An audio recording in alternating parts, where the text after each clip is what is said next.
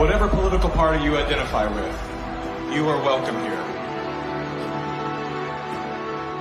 Whatever color, culture, or creed you identify with, you are welcome here.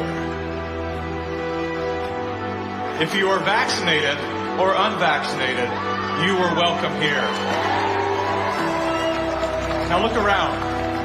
Look around at these faces in this crowd. Take a good look around. This is America the Beautiful. And it's worth fighting for. You are worth fighting for. Your children are worth fighting for. Our freedom is worth fighting for.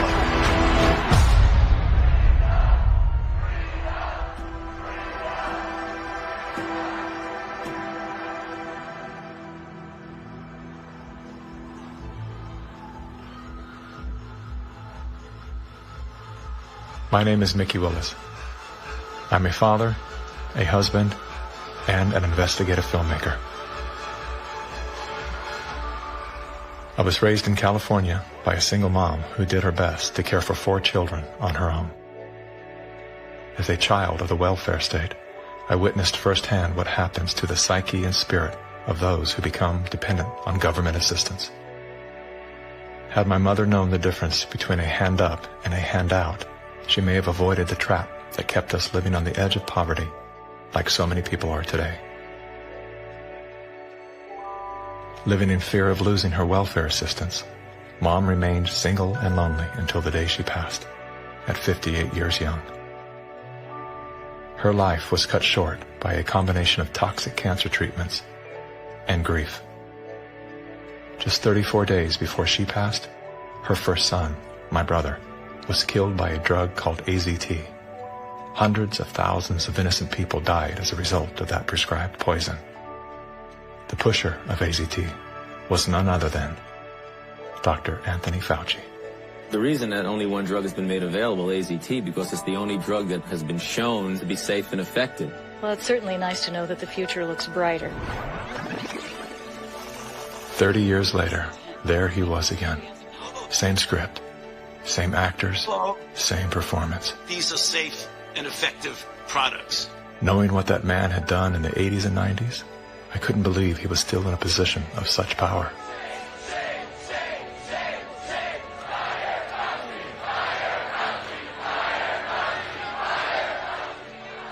As the world descended into synchronized tyranny, I began to ask myself, how did they get everyone to go along with this? Oh, it feels so good. I know. Obsessed with finding the answer, I began studying every moment in recorded history where masses of people devolved into a state of self-destruction. Down that rabbit hole was where I discovered the work of G. Edward Griffin. Gentlemen, again let me say welcome to our home. Since the 1960s, Mr. Griffin has been warning the world of the communist plot to overtake America. Yes, I know, communism. Mr. Gorbachev, tear down this wall. That thing we've all been told fell with the Berlin Wall. How do you measure such an astonishing moment in history? It was Napoleon who said, "History is a lie agreed upon." Ironically, there's no evidence that Napoleon ever said that. As we're about to discover together, much of our history has been rewritten to serve an agenda that up until recently was invisible to the average person. Average, like this guy. Everyone's talking about the necessity for change right now, particularly here in the U.S. Over the past few months, as a filmmaker, I've had the honor of documenting the political revolution. That was me in 2016, the year of my political awakening. Come on board the political revolution. I was touring with the Bernie Sanders campaign, creating media to help his grassroots movement grow. At that time, I knew very little about socialism and even less about democratic socialism. As it turned out, I wasn't the only one. So my Bernie bros, how do we redistribute wealth through taxation without expanding the powers of the federal government? Bernie Sanders!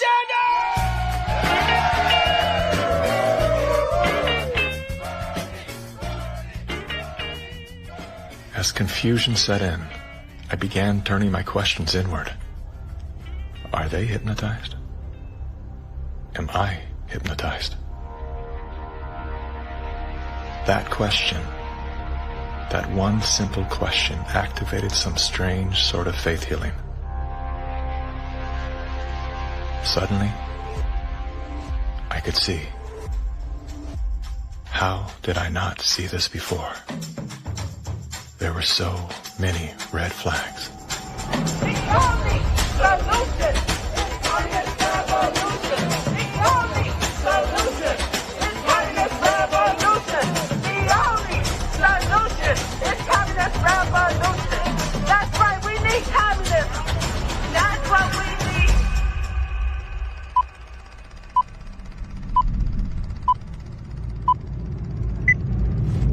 I'm well aware that whether you're here in person or through the medium of motion picture, that for most of you, it's not easy to fit meetings of this kind into your schedules.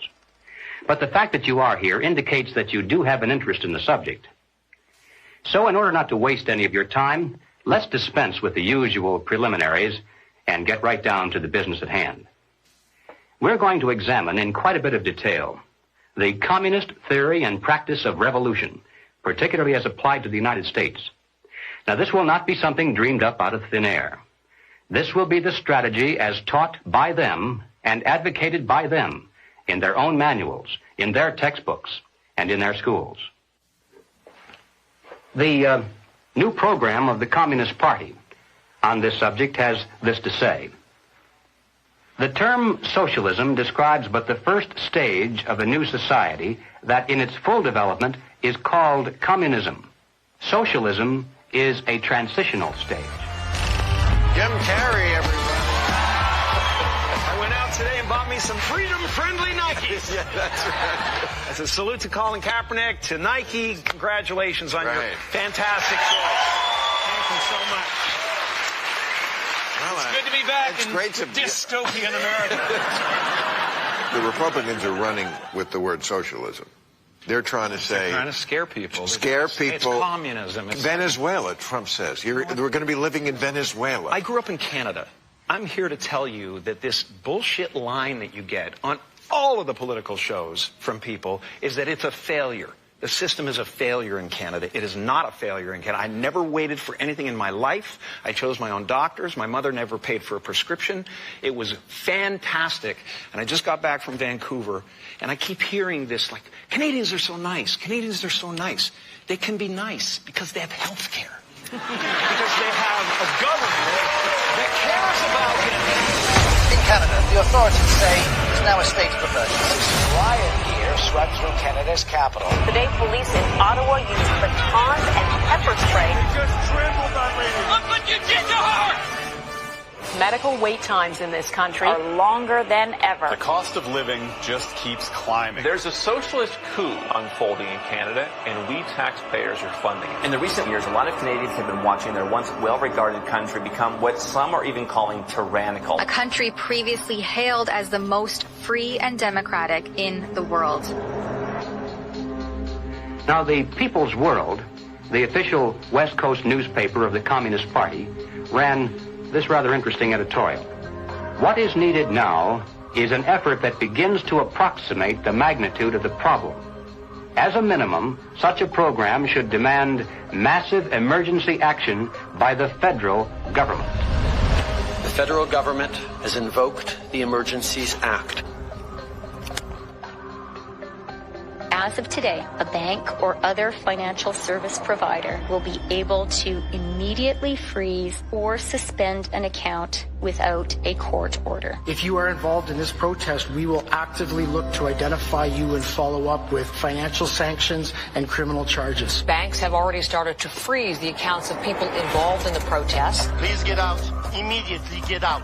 Intimidating people in a church during the Passover. Unbelievable. Growing up under communist dictatorship, I have been warning Canadians that that's what's coming. I could smell it. I could see it at every corner. We will not put up with this anymore. We are fighting back. Protests, public protests are an important part of making sure we're getting messages out there, but using protests to demand changes to public policy is something that I think is worrisome. Okay. So here we have the Prime Minister of Canada saying that, yes, we have a highly functioning democracy and they have the right and freedom to protest. However, if those protests are used to demand change in government policy, then no. The small fringe minority who are holding unacceptable views that they're expressing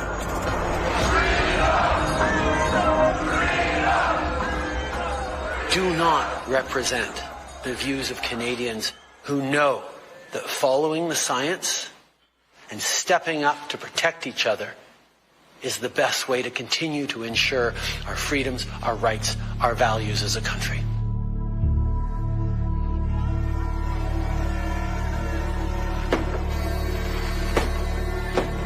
Liberal Prime Minister Justin Trudeau claims to be following the science, but Trudeau's science often comes in the form of this bizarre authoritarian technocracy. I think that Justin Trudeau stepped on the landmine when he weaponized the banking system in Canada against the truckers. Those peaceful trucker protests, their most violent act was honking their horns. And in retaliation, they had their access to their bank accounts, and anybody that supported them in any way had their access to bank accounts eliminated. And at that moment in time, we all came to realize what was really going down. Even with Sun TV watching for any slip, he was asked which country he most admired and referred to China. The level of admiration I actually have for China, because their basic dictatorship is allowing them. I applaud China for stepping up. I applaud Canada. You can tell what I'm thinking. A prime minister who openly admires the Chinese basic dictatorship, who tramples on fundamental rights by persecuting and criminalizing his own citizens as terrorists just because they dared to stand up to his perverted concept of democracy, should not be allowed to speak in this house at all. Mr. Trudeau, please spare us your presence. Thank you. Canadians know where I stand. This is a moment for responsible leaders to think carefully about where they stand and who they stand with. While Justin Trudeau makes a compelling case study, he is not the only dictator on the rise. Under the new rules provided by the COVID-19 emergency, many other elected leaders were empowered to show their true colors. Interesting how they all marched in perfect lockstep while chanting the same slogans. This pandemic has provided an opportunity. Here we are now with an economy in crisis, but with an incredible opportunity. It's certainly a major crisis, but it also offers us a unique opportunity. Unprecedented opportunity to rethink and reset. The great opportunity for reset. Opportunity for us to reset. For a reset. It's almost as if they all attended the same school of thought and studied under the same professor.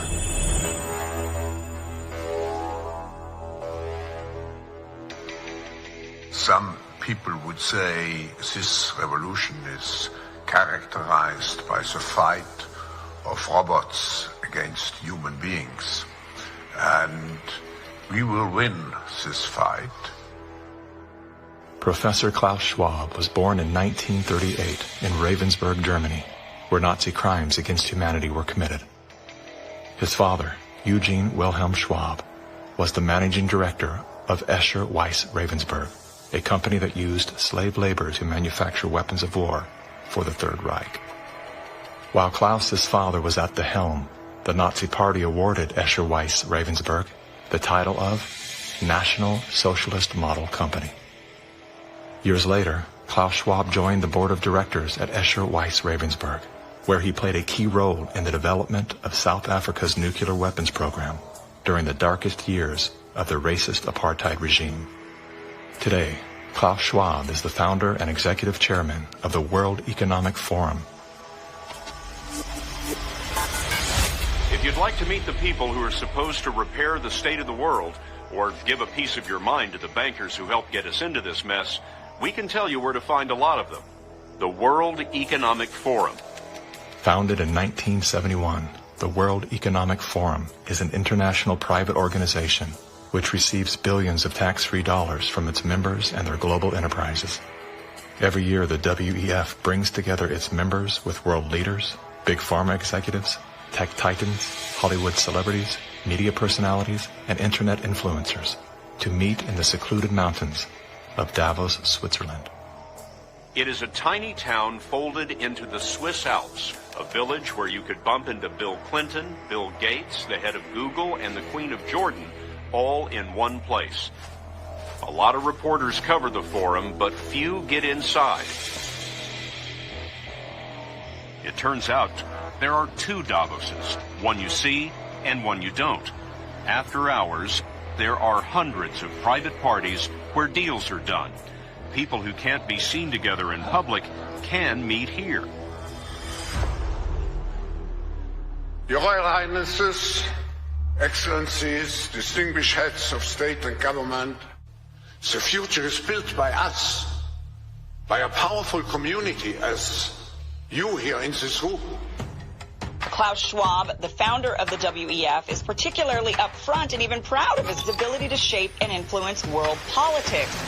I created the community of global shapers as a means, as a force to shape our common future. And of course, their Global Young Leaders program is a grooming ground so that when they ultimately infiltrate cabinets, We penetrate the cabinets. they will likely tend to govern a certain way. Nobody will be safe if not everybody is vaccinated. The names and the countries he mentioned ended up being some of the most dystopian and authoritative during this pandemic. Names like Ms. Merkel, Vladimir Putin, and so on. Other names? Jacinda Ardern, Sebastian Kurz, Mauricio Macri, Mark Zuckerberg, Jack Ma, Gavin Newsom, Stéphane Bancel, Chelsea Clinton, Leonardo DiCaprio, Sanjay Gupta, Dr. Leana Wen, Alexander and Jonathan Soros, George Soros' sons, and several of the Rothschilds. And of course, Now who could represent such a world better than you, Prime Minister? In 2014, Klaus Schwab called for the Great Reset, We need a great reset. which he positioned as the solution to the world's most urgent issues. The dark reality of Schwab's agenda is detailed in his best-selling book, COVID-19, The Great Reset. His endgame mission is to replace independent governance with a top-down controlled, one world government and a central bank-controlled digital currency. When they say, you'll be happy, what they mean is, you'll be enslaved. That's why they're talking about a great reset. That's why they're talking about introducing this quasi-communist, quasi-socialist agenda. They know we've run the course where we cannot continue down the path of the ever-increasing indebtedness because we have a generation that quite literally cannot afford to buy a house. Millions of Americans are priced out of buying a home. And so it's easy to tell that generation, we're going to forgive your college debt, student debt relief, and set your expectations lower. You're going to rent forever. We're going to celebrate the tiny house movement. We're going to do all of these things which sound cool because they're shaping our narrative so that we become capable of expecting less. What we need to do is not expect less. We need to remove inefficiencies so we can experience more. And that's the subtle distinction that the Great Reset is missing. Like most globalists, Schwab regards communist China as a shining model of how he intends to transform the world. We now welcome His Excellency Xi Jinping. China has made significant economic and social achievements under your leadership. Chinese influence on global affairs is growing. The founder of the World Economic Forum, Klaus Schwab, says that this is what motivated the group this year to invite President Xi Jinping to deliver the keynote address in Davos. Schwab said Xi's presence was a sign of the shift from a unipolar world dominated by the United States to a more multipolar system in which rising powers like China will have a step up and play a bigger role. I think it's a role model for many countries. But we have to go one step further. It's a systemic transformation of the world. Artificial intelligence, the metaverse, synthetic biology, our life in 10 years from now will be completely different, and who masters those technologies will be the master of the world. Similar to his protege, Justin Trudeau, Klaus Schwab makes a fascinating case study. Yet he too is merely the master of his own world. Economic Forum. Science is replacing evolution by natural selection with evolution by intelligent design. Not the intelligent design of some god above the clouds, but our intelligent design and the intelligent design of our clouds. The IBM cloud, the Microsoft cloud, these are the new driving forces of evolution. Today, we have the technology to hack human beings on a massive scale. And by this I mean that if you have enough data and you have enough computing power, you can understand people better than they understand themselves, and then you can manipulate them in ways which were previously impossible. You know, the whole idea that humans have this soul or spirit and they have free will, that's over. Now, how exactly will the future masters of the planet look like? This will be decided by the people who own the data. Foreign powers can collect, store, and exploit biometric information from COVID tests. U.S. intelligence officials tell CBS News that China is trying to collect Americans' DNA in hopes of controlling the future of healthcare. China's test kits are a tool to help China compile genetic data. The Chinese aren't the only ones exploring this technology. The U.S. is working on it as well. The White House is ramping up its COVID response, announcing Americans can once again get free COVID test kits as concerns are growing over a rare... Data is the most important asset in the world. Those who control the data control the future not just of humanity, but the future of life itself. Everywhere she goes, Ouyang Haoyu is followed. What she buys, how she behaves, is tracked and scored to show how responsible and trustworthy she is. It's called the social credit system. A person's reputation is scored on a scale of 350 to 950. It's big data meets Big Brother, expanding how the government monitors, understands, and ultimately controls its 1.4 billion citizens. A good score brings benefits, but people with low scores lose rights. The cinema names and shames people considered untrustworthy, plastering their details, even their addresses, across big screens. And information collectors are paid to report on their neighbors. The Supreme Court has created a blacklist for so-called bad citizens. Among them is this journalist who got a little too close to uncovering corruption among high-profile party members. He was blacklisted. He only realized when he tried to buy a train ticket. Once you're blacklisted, you can no longer get a bank loan, start a business, buy an apartment, or even send your children to a private school. By using the mechanism of social credit, we'll be able to establish a blacklist of people. These punishments will serve as a whip to rebuild moral values. And few here are willing to criticize it, something that may pose a risk itself for a bad score and the life that comes with it. It may seem scary, but it's just like that here. We're used to it, and anyway, we don't have a choice. China wants obedient citizens. Criticism or resistance among the population is virtually non-existent. This woman's door was kicked in by police when she refused to go to quarantine. Now these videos show rows of metal containers which are being used to house COVID-19 patients. Some of them have complained that very little food is left for them in the freezing metal boxes. Chinese government officials now installing fences in Shanghai, blocking people from leaving their homes. For some, Shanghai feels like the world's largest prison.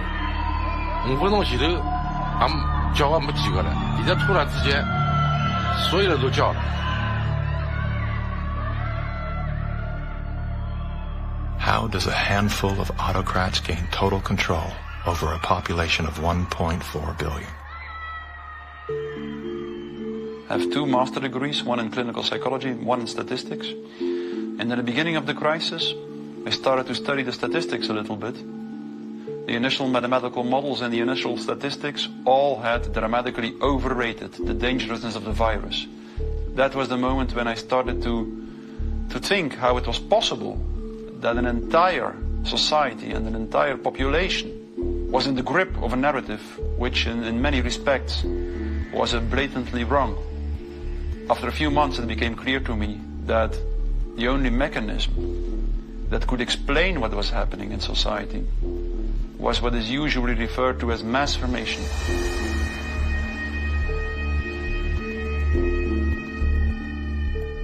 Mass formation is identical to hypnosis. And this term refers to a specific kind of group formation, which has very special characteristic effects at the level of individual mental functioning. And one of these effects is that an individual that is in the grip of mass formation typically lose every capacity to take a critical distance from what they believe in, from what the group believes in. You would think it would be people with lower IQs that would be more susceptible to this, but it seems to be the other way around. Are you seeing this? I have seen this, and it does seem to be predicted by educational status and IQ. We look to be verified for our belief system, right? And so a doctor goes to the CDC. The CDC says this is true, it must be true, I'm staying in that zone. It's actually people outside of the system go, well, I want to challenge the CDC here for a second. Where's this study come from? Where's it, and that's what I do. All of these people were kept out of the conversation. All I can comment and you were wanting me to sign onto a social contract where the scientific method isn't being used. I'm not interested in medical pedigree. I'm interested in medical consensus. People who are highly intelligent tend to go and get a lot of degrees. Those people have spent so many years in institutions to get those degrees that they have developed a trust and confidence in not only the educational institutions, but those that support them, which are largely government bodies. And so they start from the place of, if it's told by the university, by the government, it's probably going to be true. What I've learned about science is that it's really imagine they're looking at like a fragment of the world, and it's all they see. It's all they're looking at. The world, they don't see the world. So I think that there's a disconnect between people who are smart and have lots of degrees with actual reality, with the lived experience of nature, of life, that you don't see with people who are actually working with their hands outdoors all of the time. A mass formation typically emerges in a society when very specific conditions are met. First and for all, the most central condition is a major part of the population needs to feel lonely.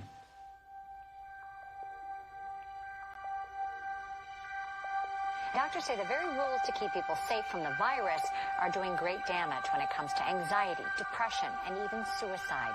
And now everyone is suffering, but children are particularly at risk. The real pandemic here is the psychological warfare that's being waged on every single human being.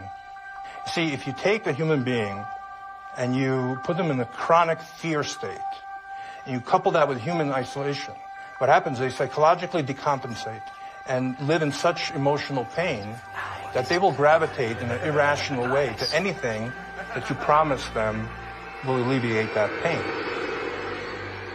Once people feel disconnected from their environment, they will typically start to experience a lack of meaning-making in life. And under these conditions, if a narrative is distributed through the mass media, indicating an object of anxiety, and a strategy to deal with this object of anxiety, they suddenly, connect to one small object of fear, for instance the coronavirus, and afterwards, people don't feel lonely anymore. They feel connected again. Let me hear it if you have the Pfizer vaccine. Let me hear it from Moderna. AstraZeneca. Seriously, anti-vaxxers.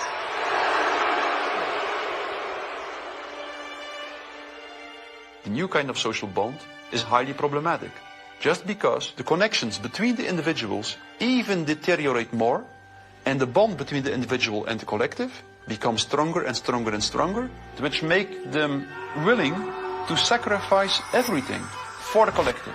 Its health, its wealth, the future of its children, everything. Something else that is a really characteristic of individuals in mass formation is that they become radically intolerant for dissonant voices.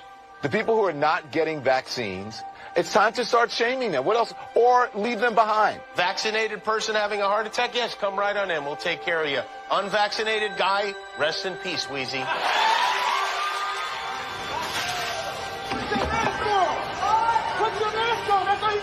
We have to stop coddling the morons who will not get the shot. Get away from Put it on. Does it bother anybody else that she doesn't have to wear a mask that we all do? When are we going to stop putting up with the idiots in this country? You're a schmuck for not wearing a mask. And just say it's mandatory to get vaccinated. Screw your freedom.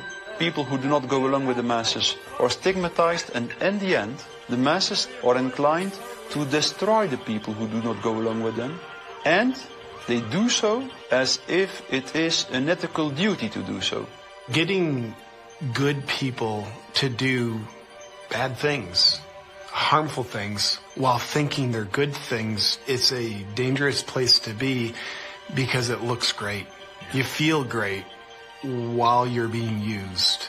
They will sacrifice themselves, and they see it as a virtue because it demonstrates their complete obedience to the cult, to the group, to perform ritualistic behavior which causes them harm. One of the most clear illustrations of this was when the leaders of the Communist Party in the Soviet Union were sentenced to death, often tortured to death. They did not object. They said things like, if this helps the Communist Party, it's my pleasure to do it.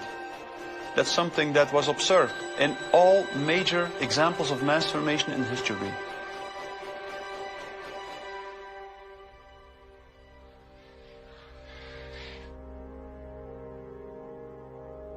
I was born in Communist China 2 years before Mao started his Cultural Revolution. So we had to be indoctrinated and chanting slogans and holding Chairman Mao's little red books to say, long live Chairman Mao, long live Communist Party. Inspired by Soviet Union dictators Vladimir Lenin and Joseph Stalin, China's communist leader, Mao Zedong, borrowed from the playbook of the Russian Revolution. To fight anti-communist forces, Lenin organized a military branch of his Communist Party, known as the Red Army. Following suit, Mao branded his army the Red Guards. However, Mao's soldiers were not enlisted from his military. His Red Guards were made up of high school and university students. So he used young people to start Cultural Revolution, to top down statues, burning old buildings, and demonize all religions, going after all dissident voices, and to turn all the Chinese against each other, family turn on each other, neighbors turn on each other. Chairman Mao, as he was known, was deeply influenced by Lenin's ideas on Marxism and revolution, and often praised Stalin as a great leader. He started his Great Leap Forward campaign in the 50s and killed 2 million landlord owners. 40 million to 60 million people estimated starving to death. The people were trading their children's dead bodies to eat, to survive. Cannibalism was everywhere. Through war, torture, execution, and famine, Chairman Mao caused the death of 80 million innocent people, making him the deadliest dictator of all time. China shaved the heads of women, put them all in unattractive asexual clothes, did the same thing for the men.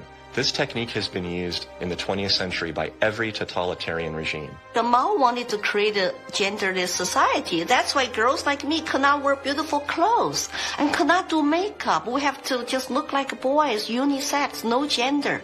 They asexualize the population so that there's no more desire, no more bipolarity of male and female. Everybody looks like an automaton. And then what do? Rather than turning towards one another, they turn towards the state. So the only thing left for me, a child, to believe in is communism.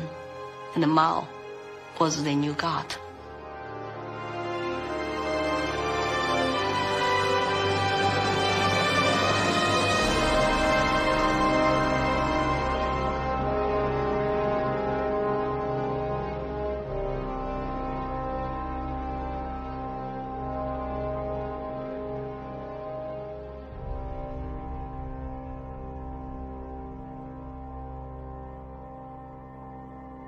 Now, in China, the government is not only cracking down on Muslims, but on other religions as well, as it pushes to assert communist ideology. Here's something else that is banned in China, Falun Gong, a religious movement that emphasizes on spiritual enlightenment and cultivation of virtue. 5,000-year-old Chinese civilization were founded on faith. Communist regime is atheist. So any philosophies which encourage people to believe God, believe good things, it's something they don't like. I decided to escape China after serious persecution I have experienced. Under this pretext of COVID-19 coronavirus, the Chinese Communist Party has intensified its persecution. We were arrested several times and detained in various detention and brainwashing centers. Over the past few years, a vast network of camps has been built across Xinjiang. A series of classified bulletins show how easy it is to be singled out by the Chinese government for education and training. The U.S. Defense Department says as many as 3 million are being forcibly detained in re-education and forced labor camps. China calls them thought transformation camps built to prevent extremism from spreading, but reports indicate they're more like prisons.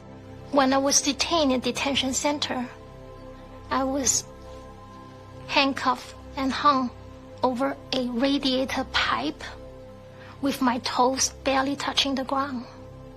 And I was hung over there for 3 days. The CCP guards brought 4 male detainees into my cell and began one of the worst experiences of torture. And on the brink of death, I realized I could do nothing but turn to my belief. So I pray to be saved. Moments later, one of the 4 male detainees suddenly fainted on the floor, which interrupted the torture.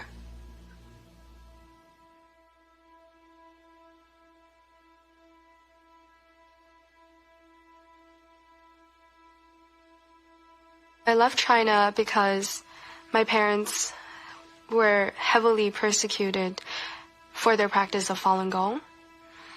From age 1 to age 5, my grandparents were taking care of me because my parents, they were always inside some dark cells being tortured.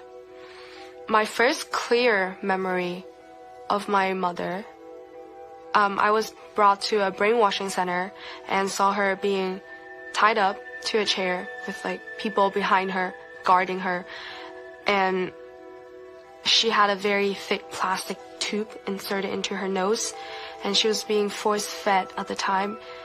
She just looked like she was in so much pain, and I was 5 at the time. It's just very traumatizing.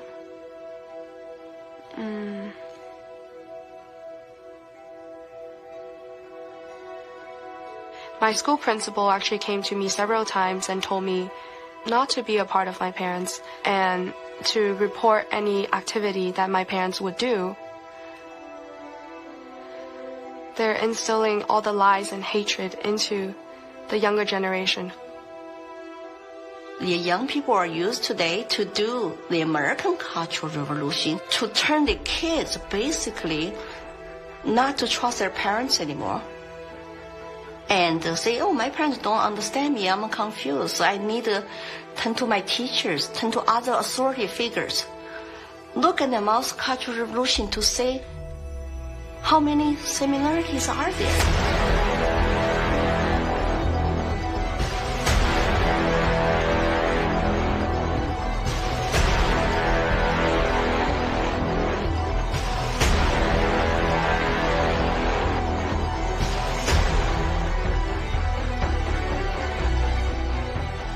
Communism will win.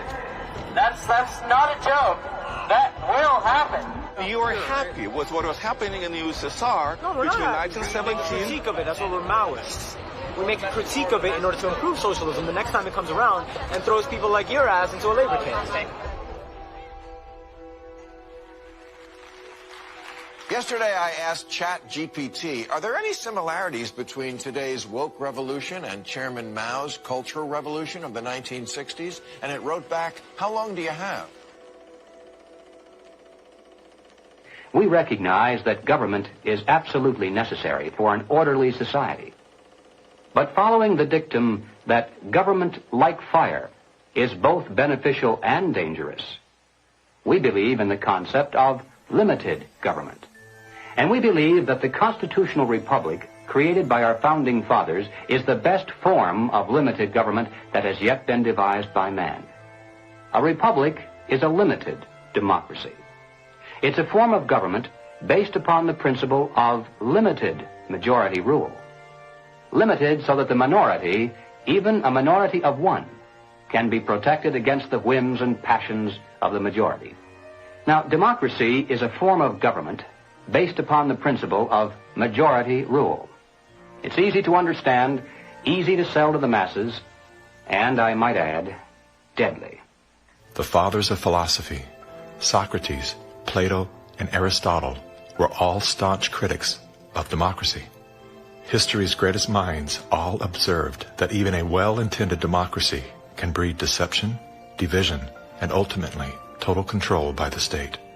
Aristotle wrote that democracy is not just the rule of the majority. Democracy is a system in which the majority is in charge, respecting the basic elementary rights and principles of minorities. If not, democracy becomes a tyranny of the majority.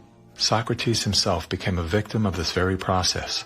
He was sentenced to death by a majority vote for protesting the rights and protections of the minority. This country was founded on the principle that the individual is sovereign over the institution of government. And it's about a philosophy of governance that says that you are a free individual, or a philosophy of governance that says you're serf and you're subject. We have inalienable rights just by virtue of being human. And so their primary responsibility as the government is to protect those rights. These aren't rules to govern me, they're rules to govern the government. Like what you are and are not allowed to do to me.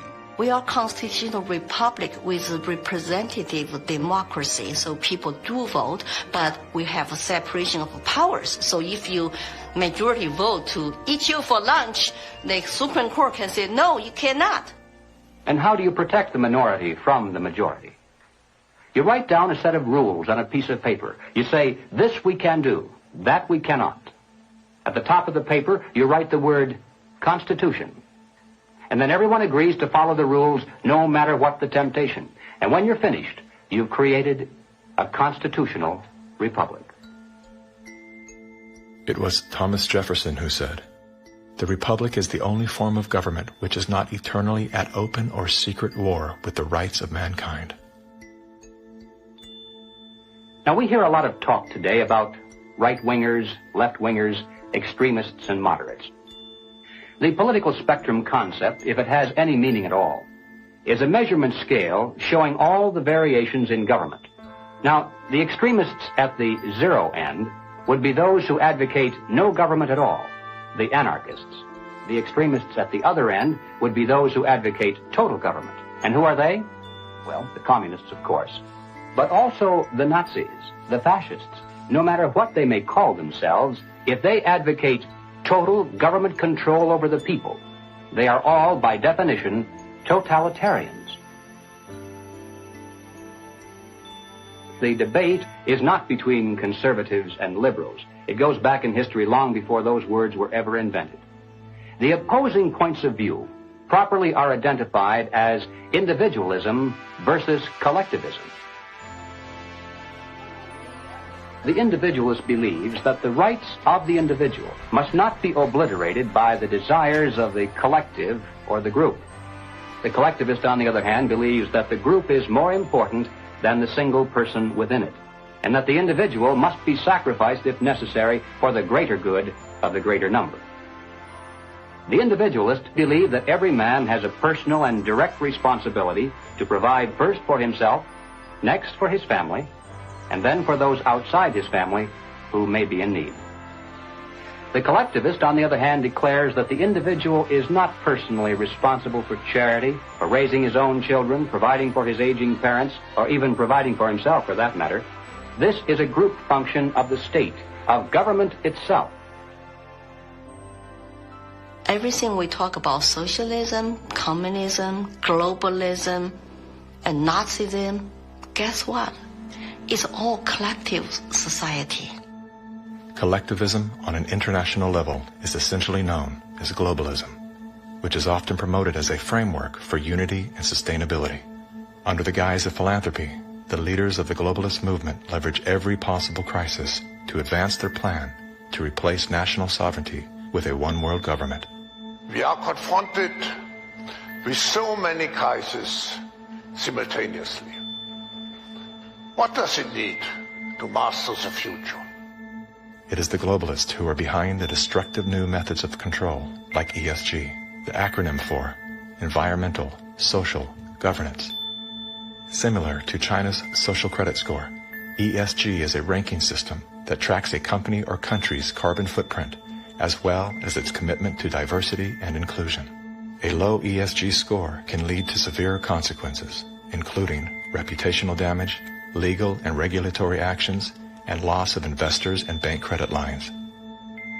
Within the last decade, numerous nations and thousands of major brands have been coerced to adapt to the ESG program, and today, many of them are paying the price.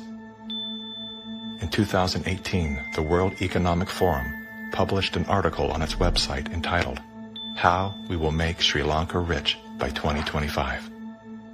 That article was removed once it became known that food prices in Sri Lanka had nearly doubled and that millions of their citizens were facing starvation. Now, what caused this? Farmers protested and asked the government to work with them on slowly improving farming practices to be more environmentally friendly rather than implementing harsh bans. But the government was more interested in maintaining a high ESG score with its creditors like BlackRock. As a result, food production dropped drastically, with farmers expecting crop losses of 85%. The country had to begin spending money on importing food when it was previously self-sufficient. Sri Lanka is a cautionary tale. What's happening there could be a foreshadowing of what's in store for us if we don't take heed and learn some lessons. The Dutch government was one of the first to sign on to the ESG system. Dutch farmers pleaded that the rush to adapt to extreme new regulations would result in the destruction of the country's food supply. The Netherlands is the second largest agriculture exporter in the world, earning the title of the tiny country that feeds the world. A collapse of their system could trigger a global food crisis. Yet, the Netherlands Prime Minister continued to persecute Dutch farmers until they were forced to revolt. Where do you find still such a prime minister in the world? You find it in the Netherlands, and it's Mark Rutte. And remember, too, the Netherlands is the pilot program of the World Food Hubs, and the World Economic Forum has assigned to the Netherlands what they call this Global Secretariat, using, ironically, a communist term for it. Klaus Schwab's golden pin-up boy, Prime Minister Mark Rutte, is busy fulfilling the agenda of the World Economic Forum's Great Reset by turfing farmers off their own land. Perhaps the most important lesson I've learned in my years as Prime Minister of one of the world's most outward-looking trading countries is that national interests are often best served by international cooperation. Schwab has sold this idea because they're up against the wall. Okay, you have all these governments that are basically broke. So what will happen is if they defaulted, then all the people have lost their pensions, they've counted on it, and they're going to be storming their palaces with pitchforks. Schwab has sold the idea that, well, we go towards Marxism and you can still retain power. None of these net zero climate schemes work without massively disrupting or even destroying the lives of the little people. If you think about what created wealthy people wealthy throughout the many years of our human history, was the ownership of land. And you have governments right now that are looking to take ownership of real estate, and it's happening everywhere. And you have this movement of individuals kind of going like, hey, like people should never profit off of real estate. And unfortunately, that ideology is what the government is using to take control. If we look at data from 2001 to 2015, there is a slow and steady trend towards more corporations owning single-family homes, apartments, office spaces, and less individuals actually owning real estate. Blackstone Group actually recently raised a record of $50 billion to take homes from American families. During the pandemic, when all people were ordered to lock down indoors, why did governments around the world make exceptions for mass protests? We've all heard the term fire sale. In this case, it's not a metaphor. When a community is damaged by protests, the value of local properties plummet. Investors then gobble up the devalued real estate for pennies on the dollar. In many cases, the leaders of the decimated communities receive kickbacks for allowing this transfer of wealth. Big companies and investment firms swooping in and buying up some of the only affordable homes in your neighborhood. The more you have individuals not own their own home, the more you have individuals not financially independent, creates more dependence on big financial corporations that profit off of mass people. So we are going towards a world where the people are owning nothing. I always say, like, if we don't own anything, well, who does? Bill Gates, business magnate, software developer, philanthropist, nation's largest farmland owner. Gates owns nearly 270,000. It's a reinstitution of Marxism where, communism owned all the property.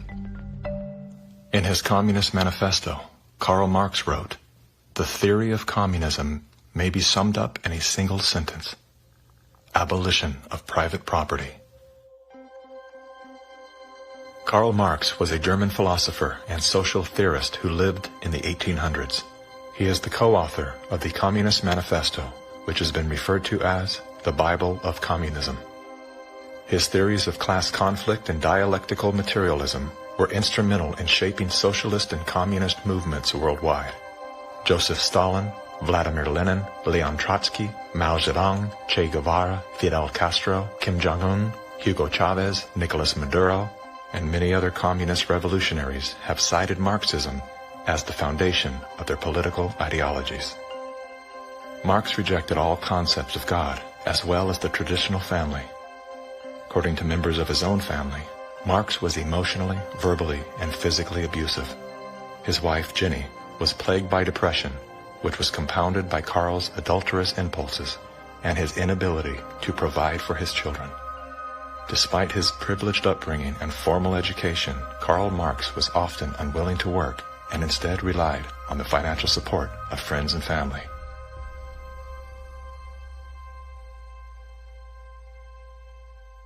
In 1943, the following directive was issued from party headquarters to all communists in the United States. It read, "When certain obstructionists become too irritating, label them as fascist or Nazi or anti-Semitic. In the public mind, constantly associate those who oppose us with those names which already have a bad smell. The association will, after enough repetition, become fact in the public mind." The founding fathers were racist, misogynist, fascist political party, radicals on the far right, anti-Semitic, xenophobic, transphobic, Uncle Tom's white supremacist, domestic terrorist, neo-Nazi organizer, Nazis. You are an anti-vaxxer. Anti-vaxxers. Racist. Name-calling is their number one bullying tactic, and they apply it unremittingly to anyone who questions their dogma or says something they find unacceptable or offensive. As early as 1928, the communists declared that the racial differences among our people constituted the weakest and most vulnerable point in our social fabric. By constantly probing and straining at this one spot, they calculated that eventually the cloth could be torn apart and that Americans could be divided, weakened, and perhaps even set against each other in open combat. They said in no unmistakable terms that the Negro people, because of their social status and their predominant working class composition, offered greater revolutionary possibilities than any other cross-section of the population. How do we get out of this mess? Revolution, nothing less. Revolution, nothing less. Revolution, nothing less. Revolution, nothing less. Revolution, nothing less. The communists call not only for extensive chaos within the cities, the plan is for raging fires from one city to the next. The average American, they say, soft and decadent, when he sees billows of black smoke rising from one horizon to the other, when at night the only light he has to see by is the flickering red from flames leaping into the sky, he'll become paralyzed with fear and panic and do nothing to interfere with the guerrilla bands as they strike at the community's power centers. To justify violence, they have to be able to claim that they're liberating people. And if people are to be liberated, then it's necessary to go through the motions, at least, of pretending that they have a right to form a nation of their own. The Communist Party called for their liberation, to break away from the United States and to set up their own nation within our borders. Activists now control a barricaded area. It's been called an autonomous zone. They want it to be free of capitalism, state authority, and police. To take the United States, all of the United States, it'll be necessary, they say, to involve white people as well as black, and in general, to escalate the revolution in America from race war to class war. Feed the rich and feed the poor. This is class war. Now, when they talk about pressure from above, they mean using their people and their influence within the very government marked for takeover to bring forward official recommendations for legislation. The recommendations, of course, are offered supposedly as solutions to national problems, but when passed into law, their only real effect is to vastly increase the power of government and to move the country that much closer toward the ultimate goal. The pressure from below, then, involves using their influence over the various mass membership organizations of the country to create the appearance of great popular support for these recommendations. Of course, the members of those organizations must never suspect that they're being used to promote the communist program. Now, the silent majority, the average person, is caught right in the middle. He looks above and sees highly respected spokesmen for government calling for socialist legislation. He looks below and sees mobs of demonstrators shouting for the same thing. He says to himself, has everyone gone crazy, or is it me? Now, he's still in the majority, of course, but he doesn't know it. He thinks he's helplessly outnumbered, and he bows to what he thinks is the democratic will of the majority.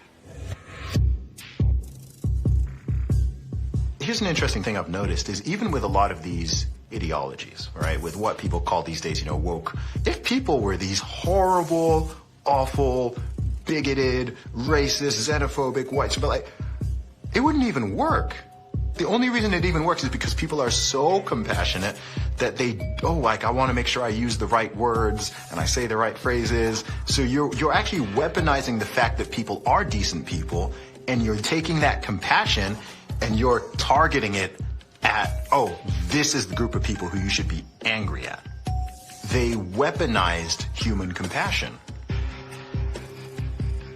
We mustn't kid ourselves into thinking that the communists have placed their agitators only into the black communities. They're working both sides of the street. They want hatred, violence, and bloodshed between the races, and they don't care how they get it or whom they use, even children if necessary. My young comrades. Hi. This is my way of figuring out if you've been tainted by the patriarchy. Patriarchy? Oh! This looks creepy. It looks creepy. Why? There's just like this thing about white people that just makes me be like... Oh, looks like Donnie got a full cookie. Because he's a white man. Say it with me. Structural racism! Yeah! You may have wondered why the Communist Party has been a staunch supporter of the drive to place a black studies curriculum into our high schools and colleges. The reason becomes obvious the minute you take a look at the textbooks and the study guides. Schools are now radicalizing our kids. I mean, this is the volume of the book from Critical Race Theory, and it literally says here, whiteness is a bad deal, and it has a symbol of Satan. You gonna deliberately teach kids this white kid right here got it better than you because he white? You gonna purposely tell a white kid, the black people are all down and suppressed? How do I have 2 medical degrees if I'm sitting here oppressed? Not only is it in the schools, but it's in the workplace, it's throughout society. It's destroying this country. If this continues, we will look back and be responsible for the dismantling of the greatest country in the world by reverting to teaching hate and that race is a determining factor on where your destiny lies. Thank you. Sarasota School Board Chairwoman, what has been the worst of what you've had to deal with in terms of community or parental reaction? The calling of names, tyrant, Marxist, communist, and they want to move kids over to charter schools and private schools without the oversight of the state. And that's wrong. Education authorities in the United States are asking the government to use anti-terror laws and involve the FBI against parents who protest against the way their children are being taught. It identifies no fewer than 13 possible federal crimes, including making annoying phone calls. How about this one? They could be prosecuted for using the internet in a way that might cause emotional distress. Over the weekend, Democrats voted to ban gendered language in House rules. And that means no more terms like father or mother. Is the administration's official policy to replace the term woman with birthing people? Black birthing people. Black birthing people. Black and indigenous birthing people. You shifted in places from using the term mother to birthing people. Again, if we're trying to be precise in the language that's used. Mom's a pretty good word. I'm not a birth person. I'm a mother. Can you provide a definition for the word woman? Can I provide a definition? No. Yeah. I can't. You can't? Not in this context. So I'm not a biologist. The meaning of the word woman is so unclear and controversial that you can't give me a definition? Do you believe then that men can become pregnant and have abortions? Yes. Literally everything that was fought for women's rights is going straight down the drain. This environment that has been created and corrupted and manipulated does not respect women, does not respect children, does not respect men. It cares nothing for family. So that's why they have to attack mother and remove father, because she's going to protect that child, he's going to protect that woman, and they both are going to protect society. Good evening. Good evening. Thank you very much. Thank you for your service. When you talk about a parent-child relationship, you're talking about something primal that is in the heart of the liberal, not the Marxist, that's in the heart of the person who's conservative. And they're pushing the boundaries on something that they cannot control. Washington State is on track to lawfully take gender-dysphoric children away from parents who oppose transitioning treatment. That is against the Constitution. The only time a parent loses their rights is if there's an extreme circumstance. It's severing the bond between the parent and the child. What they're doing is they're dividing families to take control of the children. The biggest offense against communism is the nuclear family. In Chapter 2 of his Communist Manifesto, Karl Marx wrote, "Abolition of the family. The bourgeois family will vanish as a matter of course." We're here today to represent the millions of black Americans who disagree with the Black Lives Matter movement. If you go to Black Lives Matter website, it says that we disrupt the nuclear family. That's my wife. This is our 4 children. Why would you disrupt the nuclear family? Because the real objective is to remove the family as a possible alternate source of guidance and support. All totalitarian regimes strive to destroy the close-knit family in order to remove any loyalties that might be higher than to the state itself.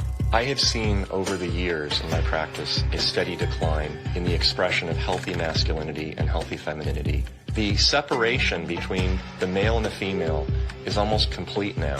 And it's due specifically to the ongoing attacks against masculinity and the degradation of femininity. And if our family structure is lost in the next generation, what do we have left? We're just a bunch of listless individuals living our lives out virtually behind a computer screen and following the orders of the government. Maybe it's because I came in the movement at 17 and a half, so I have just a knack for knowing how to organize young people. I was at our publications table today, and I was speaking to this young person And he grabbed the book and he said, it's like Mao's Red Book. And I was like, man, that's what I was thinking. And it was just really cool to hear him make that connection. I was like, how about you buy like 10 to 15 of these books and you all have like a youth organizing group where you talk about it and you really try to engage this. We need to build off of this. We actually do have an ideological frame. Myself and Alicia in particular, we are trained Marxists. I do believe in Marxism. It's a philosophy that I learned really early on in my organizing career. Investigations into the Black Lives Matter organization has revealed links to groups that are pro-communist China. The self-proclaimed Marxist Black Lives Matter co-founder Alicia Garza also owns the Black Futures Lab project. Yet all would be lost for the Black Future Lab if not for the Chinese Progressive Association. Donations to the Black Futures Lab don't go directly to the foundation itself. The Chinese Progressive Association gets them instead. Through forensic investigations, we now know that the 2020 BLM fiery but mostly peaceful protests were organized and partially funded through a network of pro-communist organizations. One of the groups is U.S.-based Liberation Road, which was founded by a faction of the Communist Party of Vietnam. Liberation Road is allied with the new communist movement and has direct ties to the Chinese Communist Party. The San Francisco-based communist-rooted Chinese Progressive Association formed a sister company called Asians for Black Lives to serve as a bridge between BLM and the Chinese Communist Party.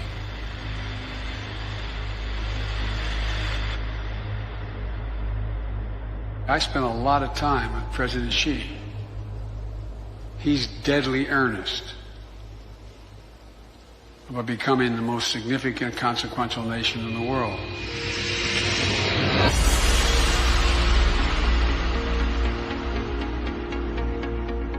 When we speak of China, it's important to distinguish between the people and their oppressive government. And while the Communist Party of China is undoubtedly America's greatest foreign adversary, it's crucial to recognize that the most urgent threat to the future of the United States resides within its own borders. We're so used to thinking in terms of the old-fashioned concepts of warfare, we fail to realize that the favorite weapons of communist conquest are instead propaganda. Do you know who the greatest propagator of disinformation in the history of the world is? The U.S. government. The slanted view of history. History has been written to tell us a certain story. The 1619 Project is trying to reframe that story. What these people are doing is subverting young black minds to think that the Revolutionary War was fought in order to preserve slavery. And it's based on something that simply isn't true. The tactics of internal subversion. I thought that America was racist. I thought it was patriarchal. I thought our capitalist society was just a means of exploiting people. And I thought all these things because that is what I was told. The preaching of hatred to incite civil disorder. I want to tell you, Kavanaugh, you have released the whirlwind, and you will pay the price. A California man is facing federal charges for the attempted murder of Supreme Court Justice Brett Kavanaugh. Treason, blackmail, the smear. This is the first time Assange is being questioned over the rape allegations. The LA Times ran an article calling Larry Elder a black white supremacist. All committed by soldiers who wear no uniform and who claim to be loyal citizens of the target country marked for conquest from within. World War III that rages around us right now is a political war, an economic war, a psychological war, a spiritual war. As a matter of fact, the bomb as a psychological weapon is being dropped on the American people every single day. You probably assume you're safe. That could be a deadly mistake. Bracing for food shortages. And labor shortages. Shipping delays. Supply chain disruption. A new coronavirus variant. The worst virus variant. Ultra transmissible. It can kill you. It can kill you. A surge in crime. Acts of terrorism. Domestic terrorism. White terrorists. White supremacy. Mass shootings. And nuclear conflict. World War III. Vladimir Putin. Russia. Environmental doom. Fire, storm, and deadly floods. I don't want you to be hopeful. Science tells us we have 9 years. This storm will kill you. I want you to panic. It is promoting fear. It will kill your children. Feelings of fear. It will kill your pets. The world is a very terrifying place. Unless you get lucky. I want you to feel the fear I feel every day. Walk me through, if you would, what happens scientifically inside our minds when we're in a state of fear, and then how that affects our external choices and the direction of our lives. This is well known and well researched in the psychological literature and the psychiatric literature, that when someone is afraid, when someone is in a state of fear, that person cannot think rationally. You resort back to a more primitive way of making decisions, which is highly emotionally driven. And when you're placed in a chronic state of fear, as we have been, you end up in a, what I would call a traumatized state, meaning that you're not just momentarily scared, you are frozen. You have seen your ability to think critically suspended. The issue is not about COVID or vaccines or anything else. It's not that. That is the polarizing impulse that gives rise to our general sense of ill at ease, which then amplifies our willingness to fall for reflexive classifications like race or, the isms that we want to fight about. The more we can distract people by creating the illusion that says everything is fearful, the more we can manipulate the population. We were groomed for decades to be fearful, whether it was drop and cover. We must be ready all the time if the atomic bomb explodes. Duck and cover. To protect against the threat of nuclear annihilation, or more recently, the impending ecological collapse of our planet in 12 years that AOC and Greta Thunberg keep warning us about. The world is going to end in 12 years if we don't address climate change. How dare you? All of these fears are grounded to some degree in reality. They're not completely invented, but they are exaggerated so greatly that we cannot actually reason through them anymore. When people are afraid, they won't just accept authoritarianism, they'll demand it. They will demand it. Somebody do something. Somebody take charge and tell me what to do. Like, where do I stand? Where do I walk? What do we do? What are the rules? And again, people in power always use that, right? Where they say, never let a good crisis go to waste. We can take this and we can now enact policies that normally we wouldn't be able to get away with. Maybe in a couple of decades, when people look back, the thing they will remember from the COVID crisis, this was the moment that we agreed to be surveyed all the time. And maybe even after the event is over, maybe we can still keep 30%. And over time, multiple crises, suddenly you have a government or an individual who has far more power than they're actually supposed to. The leaders of the mass, the people who pronounce a narrative in public space, usually are hypnotized themselves. They believe they need to reshape society to be able to deal with the challenges society faces. And they believe so fanatically in that ideology that they think it's justified to manipulate and cheat and to use all kinds of narratives to convince people to go along with that ideology. We're going to go visit Mom. I'm going to bring the home family to see Mom. No. We will shut you down. We will cite you.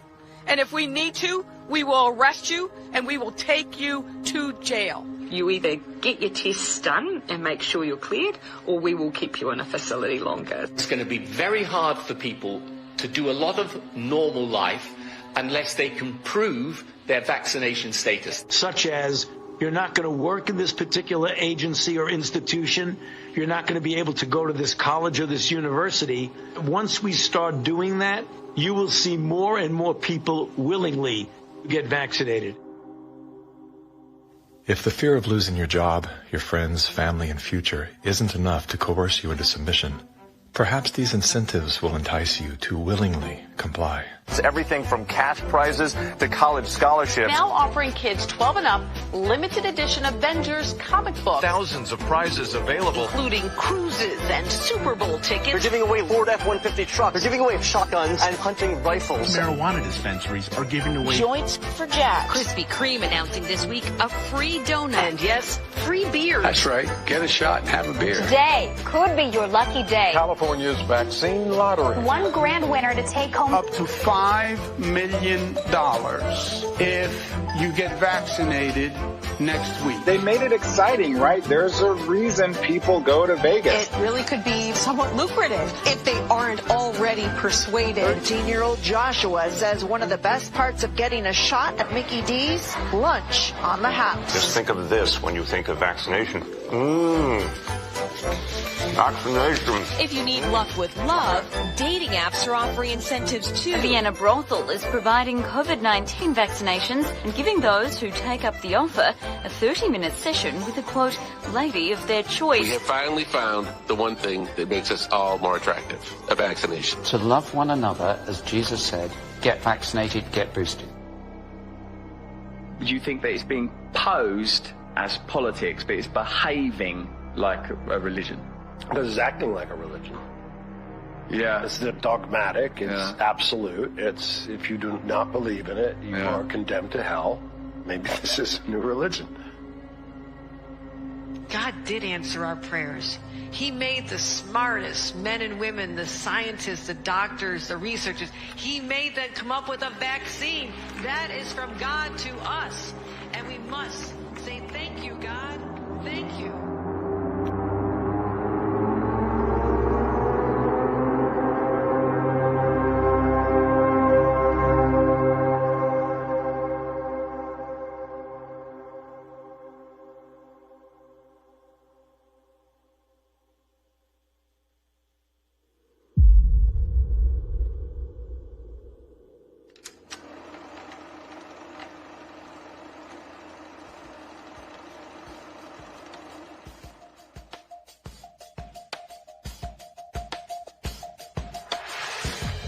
There was a time, and not too long ago, I think, when we could have pulled ourselves out of this without too great a sacrifice on the part of anyone. But we didn't. Instead, we slept. Everywhere I look, I see men and women who know that communists are making headway in this country. They know that something must be done and that someone must stand up to them. But they themselves do nothing. They remain silent because they're afraid that if they speak out, it'll be bad for business. They may lose a client. They may even lose their jobs. Or perhaps they're receiving a regular government check and already are too dependent upon some of the very people and programs they know they should oppose. We have now passed the point of painless solutions and parlor patriotism. Well, all right, so what do we do about it? What are the countermeasures that need to be taken? And where do we begin? Before we finally win this battle, and I should hasten to say that there's no doubt in my mind that we're going to win. I'm increasingly convinced of this. But before we finally do see victory, we must carry the truth to every man, woman, and child in America. I have no idea of what each of you is going to do in the critical days that lie ahead. It may be much, it may be little, it may be nothing at all. I don't know. Only you can answer that question. But ladies and gentlemen, whatever it is you decide to do for your country, do it soon. Do it now. Every minute that you delay further will add dearly to the price of ultimate victory. Mr. Griffin, that was over 50 years ago. Where are we now? Hearing that phrase after all these years is kind of a shocker because I didn't realize really at the time how accurate it was going to be. But we're in the middle of it now, and so the ultimate victory is still ahead of us. How did you know way back then what would be happening today? It's a long story, of course, but I did take a fascinating tour of the Communist bookstore in Los Angeles when I was very, very young. I was working for an insurance company. I was Mr. Corporate America, you know. That was the period when the hippie, image was pretty popular, and a lot of these guys in that bookstore were in that uniform. And I think they felt I was a potential recruit, Yes, we've always been quite willing to talk about We'll talk about socialism anywhere, in the streets or in the Senate, anywhere, They're a communist faction making a big power play for SDS. Is there any communists back here? I guess there is. Yes, they are communists, and yet our nation seems unconcerned. Many newspapers, television commentators, and educators call these young revolutionaries dissidents. But are these voices of mere dissent, of mere student unrest, or of sedition and revolution? They invited me to come to their study groups, they called them. They were really the recruiting funnel, you know. And I didn't have to pretend to be interested because I was interested. I wanted to see what these guys were up to. In the course, the more I read, the more I realized that these guys were deadly serious. And so my crusader gene said, hey, buddy, you better stop worrying about the corporate ladder and making money and looking good and start doing something about it. And I'm glad I did, because after that point, my life had a meaning. It had a purpose more than just self-centered. Who are some of the key figures behind this agenda? I'm not sure we can name names. We know that there are layers and layers of control and influence, sort of pyramidal in form. At the bottom level, of course, it's just all the common people. Most of them don't even know what's going on. It used to be that an invader could come in with a superior army, and people resent it, but they obey because if they don't, they get killed. Now, if they want to conquer people in this environment, they have to do it through the mind. And of course, today, after all the technology that we have, and the control over the communications and the images and the school system and the media, they have absolute control over the funnel of information that comes to the average person. And the average person, if they're not aware that there's a real war going on for their mind, they will be helpless. And as long as people are on the edge of fear, they're willing to give up their liberties and pay lots and lots in taxes. A tax on carbon. And as I passed through that idea that, in my view, the enemy is in a category called collectivism. And that's the word that applies to all of these things. Socialism, communism, fascism, Nazism, all of these things are merely variants of collectivism. That is the philosophy based on the assumption that the group is more important than the individual, and that the individual must be sacrificed if necessary for the greater good of the greater number. That's the trick. You're doing this for society. Obviously, you don't like to tell people what to do, but sometimes for the good of society, that's necessary. We have to start doing things for the greater good of society, and not for idiots who think that they can do their own research. But it's not about me and my rights to choose. It's about how I love my neighbor. You are not doing this for yourself. If you are at all like me, your own health, your own risk, is not a big rational driver of all of your actions. They trick us into thinking that if you act in your own self-interest, that somehow you are selfish. And nothing could be further from the truth. Those of us who've discovered this trick long ago, we realize that enlightened self-interest comes into play. If you are acting out of self-interest, you soon discover that the best way to benefit yourself is to help other people. It does come back. The question is, how do we turn the ship around? I think that the path to political hell in America has been voting for the lesser of two evils. They create conflict because conflict creates fear and confusion, and out of that chaos, people are not too analytical. They'll just struggle for some quick answer, which is who you're going to vote for. That's usually the answer that's offered to them. They think that if you just vote for somebody, the right person, everything will go away. You cannot wait until there's a list of candidates that's published, and you say, which one am I going to choose? You know, by that time, the game is over. All those candidates have been selected before you were even aware. You've got to get into politics at the local level so you have some influence in which candidates are selected. And that starts at the grassroots level. You don't come in at the top, you come in at the bottom. If we do that job, we will influence both political parties just like our opponents do now. There is actually a way forward and a way out, but it's going to require work, and it's also going to require that we acknowledge that we have wronged ourselves, that we are part of this problem. It's not the government that caused this. The government facilitated it. What caused it was our being asleep at the wheel. Without taking accountability, we cannot move forward. The masses of humanity have been slapped awake in a very short period of time, to where now it has created a domino effect of awareness all across the planet. People cannot go back into the matrix now. They can't. A lot of people are trying to, and they can't. We have the right as citizens in this country to abolish government and create a new one. And that is the authority that has been given to us. It is written in our documents the Declaration of Independence, the Constitution of the United States, the Declaration of Human Rights. We have indelible rights, and the basis of those rights are our freedoms. And if we don't have that, we don't have life.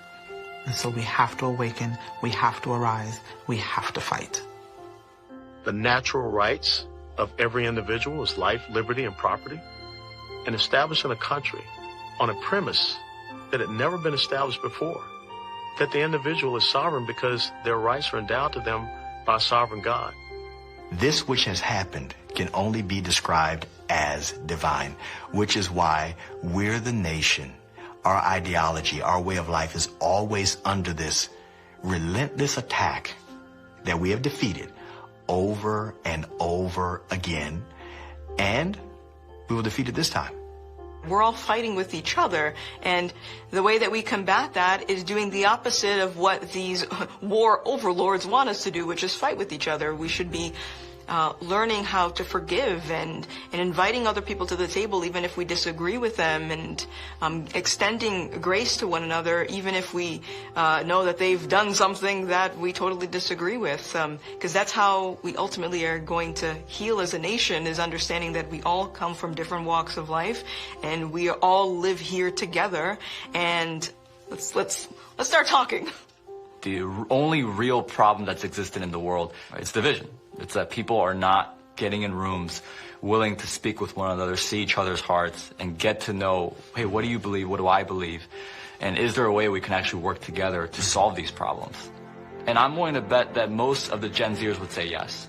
That's what we do right now, and that's why I'm glad we're the age that we are, because we can be leaders of that conversation. When I started to realize, like, wow, freedom's a polarizing concept for some reason.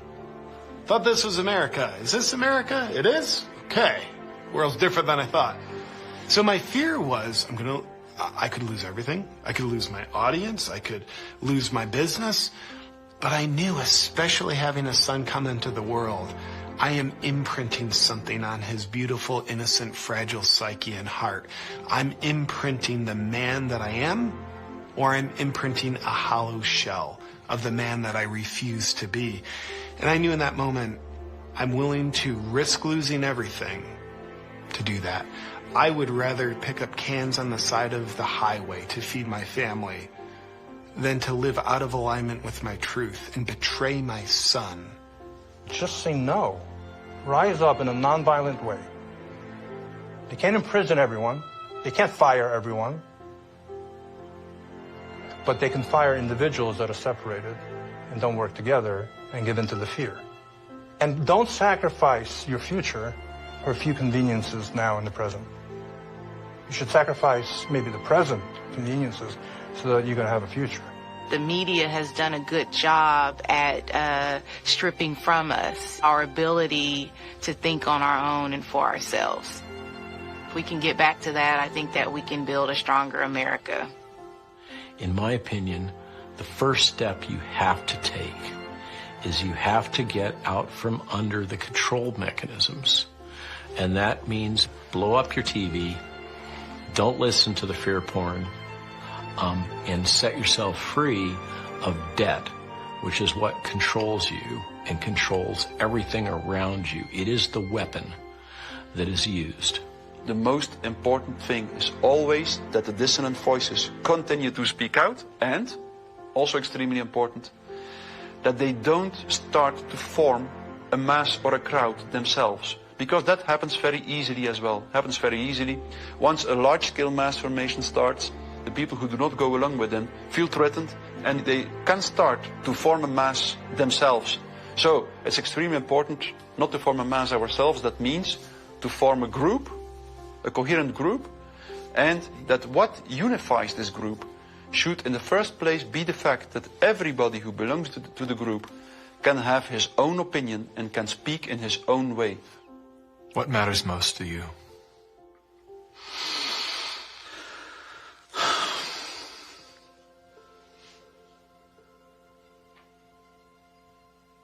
I think what matters most to me is freedom. Freedom. I want as little laws as necessary to keep us from killing each other. I mean, I get it. There's crazy people out there. We have to find a balance. In the end, I want my children to live in a world where they're free to dream, to take risks, to fail, to succeed. Hardship strengthens us. We wouldn't have had the American Revolution and the beta model for the American Constitution, the beta model of a republic in the modern world, unless the tyranny of King George had been unbearable. All the good things in life usually are a result of some kind of a rebound against something that's very not good at all, very painful. I mean, I think about if someone had jumped in there and taken away my failures. I can't do what I'm doing now if someone had kept me from really hurting, really learning lessons that were hard to learn so that I would never make that mistake again. In a philosophical sense, we should be thankful for this movement that's happening, in spite of the fact that it's tragedy and it's hurting people and all that. But without it, we might just go right along in that pot and be boiled in time. But now the frog is jumping out. And we have a chance coming up here now to create a new vision, and it's going to be great. It's a bit cynical, but it is in the end good news that mass formation and totalitarianism always destroys itself in a relatively short time span. And the most important thing, of course, is that you have to make sure that the system does not destroy you before it destroys itself.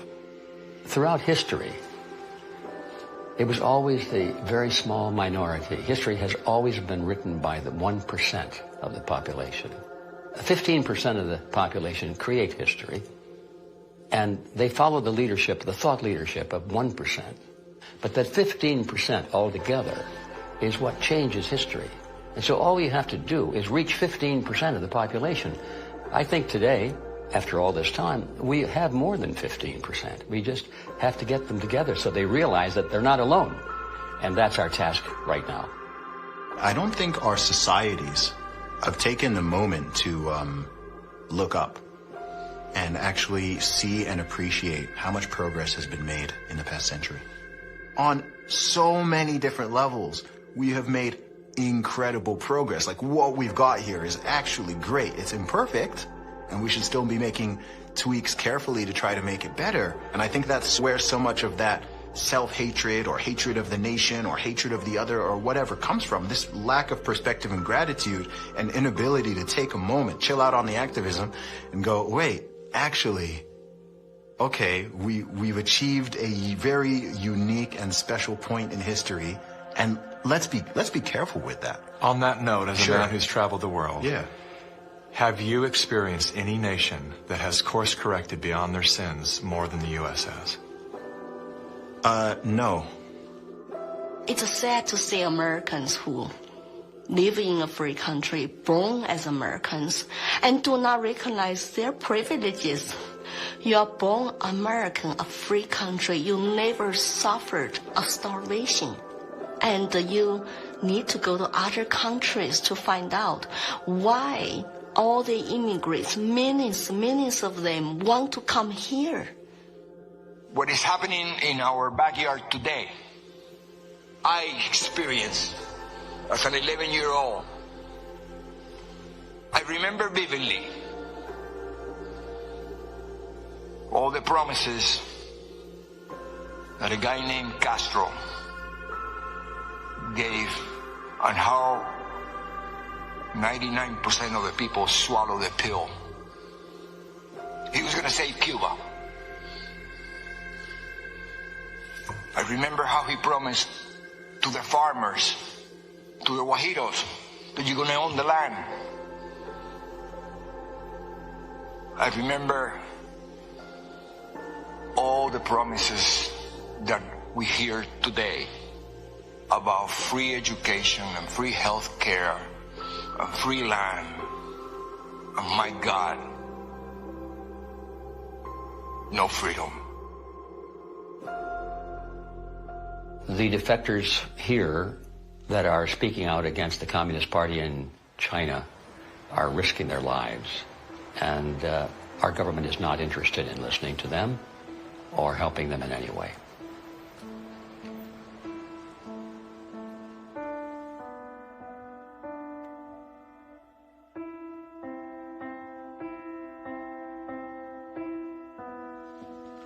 I have been in America for 10 years. I saw a lot of Americans with wonderful hearts. America is a beacon of freedom. I'm happy living in this land to practice my religion and to have a peaceful life. That's my hope. America is last stand on earth for freedom. If we lose this country, the world will be a very dark place. I have 3 children in this country. I want to protect their American dream. So here I am, you know. I've noticed that every time you speak about America, your eyes fill with tears. I do love this country. No place to go. And I just hope people can hear my stories. For past 5 years, I've been telling the same thing. I have no political agenda here. I just want to live American dream and my children live American dream. Sorry about that.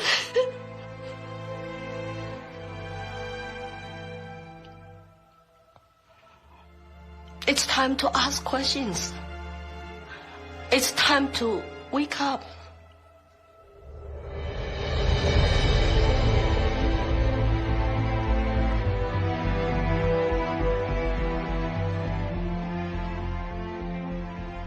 We've been brought together in this moment to face the urgent choice between dehumanization and rehumanization.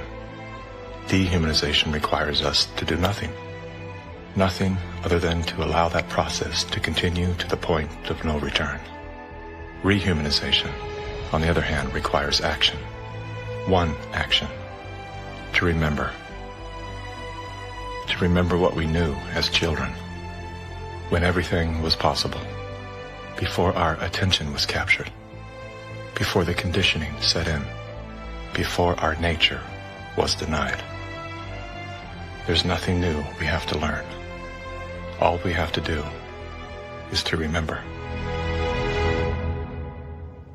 And then take the hand of that memory and go out and stand on ground. Not concrete, not asphalt. Stand on ground. And see if you can feel the heartbeat of a universe that conspired to give you life, so that you once again can feel the joy of being completely human.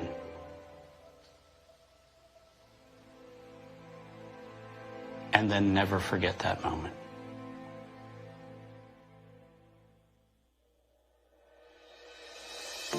This is the moment for us to activate our innate ability to create solutions. That can only happen through the awareness of symbiosis, defined as a mutually beneficial relationship between different groups. All of life depends on relationships. Every living thing is in communication, from the stars to the planets, the earth, the plants, the elements, the insects, the animals, the humans, and every cell within us. Real change out there begins with real change inside. As Americans today, we are truly a privileged people in a privileged land. But with our blessings come responsibilities, and with responsibilities come risks. The challenge of our time is that we must accept both the responsibilities of our blessings and the risks involved in defending them for ourselves and for future generations. And we must do this without hesitation if we are to be worthy benefactors of that precious heritage of freedom passed on to us through the epic sacrifices of those who have gone before. Now that is not flag waving, and it is not cliched patriotism. That's a simple statement of the obligations of citizenship in this glorious land, our land, which with God's help we shall preserve.